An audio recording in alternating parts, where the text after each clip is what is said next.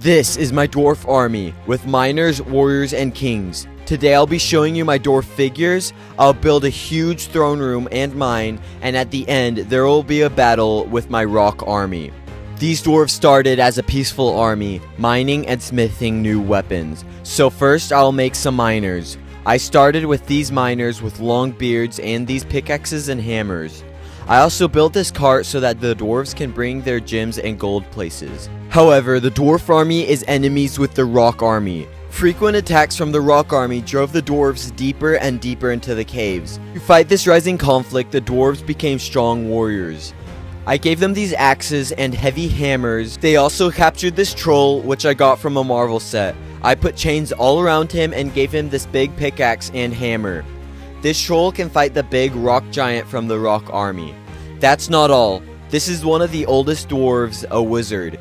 He has this magical staff that can summon rock magic and explosions. Finally, leading the dwarf army is the dwarf king. He has a golden axe and is taller than everyone else in his army, so it sets him apart. However, even with all these warriors, the rock army still has huge monsters. To combat these huge monsters, the dwarves made these drilling machines. They have this powerful drill in the front and cool gears and designs on the sides. They are powered from a magical crystal in the back that the dwarves found in the caves when mining. They can also drill through the rock forces and monsters to destroy them. Now, with the powerful army of the dwarves, they met the rock army in the mines. Here's a small section of the mines that I made. I have a tall rock wall with gold and jewels on the side. I use these roller coaster tracks to make a mine track and a mine cart that the dwarves can ride on. The battle started and the dwarves fought hard. The troll took on the rock giant, the drills destroyed the gatecrasher, and the dwarves battled the rock warriors. But eventually the drills were broken, the dwarves were tired, and the troll was killed. The dwarves had to retreat to their throne room.